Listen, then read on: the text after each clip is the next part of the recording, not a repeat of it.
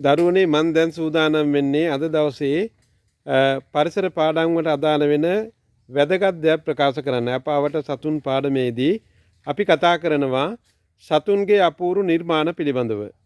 මම මේ දැන් ඔබට පෙන්වන්න හදන්නේ ඒ වගේ අපූර්ව නිර්මාණයක්. බලන්න මෙන්න මේ ගහේ ලොකු ගහකුත් නෙවෙයි. නමුත් මේ ගහේ දැන් එක කුරුල්ලෙක් තමන්ගේ වාසස්ථානය සකස් කරගෙන තියෙන ආකාරය. වාසස්ථානය සකස් කරගෙන තියෙන ආකාරය මම මුලින්ම පෙන්වන්නම්. මෙයා වාසස්ථානයේ තුල ඉන්න විදිහ දැන් මේ වෙලාවේදී නෑ. නමුත් මේ නිර්මාණය කරන්න මේ කුරුල්ලා කොච්චර මහන්සි වෙලා තියෙන කාරණේ පිළිබඳ පැහැදිලි කරන්න හදන්නේ. ඊළඟ බලන දරුවනේ මේ මෙයාගේ වාසස්ථාන මෙයා නිර්මාණය කරනකොට කාරණා කීපයක් පිළිබඳ සැලකිලිමත් වෙලා තියෙනවා. ඒ තමයි දැන් මේ පහලින් පෙනෙන මේ කූඩුව හදන්න භාවිතා කරලා තියෙන්නේ මේ ගහේම කොළ දෙකක් අරගෙන මෙන්න මේ අපිට මේ පේන්නේ සුදු පාටට එයා යම් දෙයක් භාවිතා කරලා මේ කොළ දෙක එකතු කරලා අපි සාමාන්‍යයෙන් මහන්නේ වියන්නේ ඒ වගේ දෙයක් කරලා තියෙනවා. ඒ විදිහට තමයි මේ කූඩුව මෙයා නිර්මාණය කරගෙන තියෙන්නේ. ඊළඟට තව දෙයක් තියෙන විශේෂයක් දැන් බලන්න.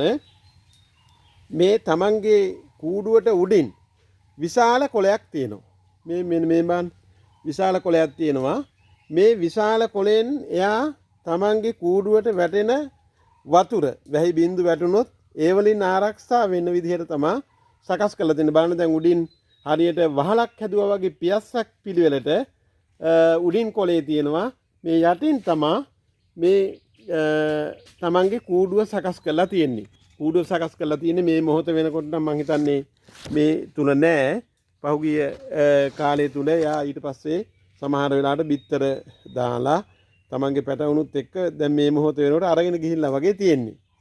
බලන්න අපි නිතරම කතා කරනවා අවට සතුන් පාඩමේදී සත්ත්ව ලෝකයේ අපූර්ව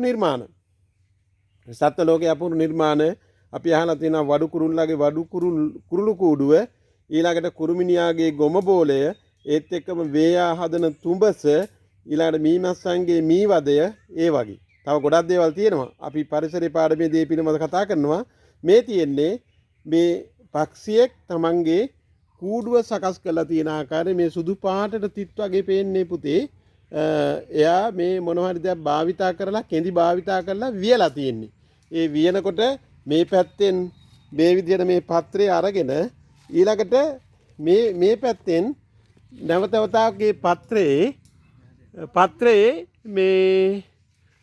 මේ පැත්තට සම්බන්ධ කරලා වියලා තියෙන්නේ. හොඳයි. එහෙමනම් මම හිතනවා පරිසර පාඩමේදී ඔබ ඉතා වැදගත් දෙයක් දැනගත්තා කියලා. හරි. බොහොම ස්තුතියි.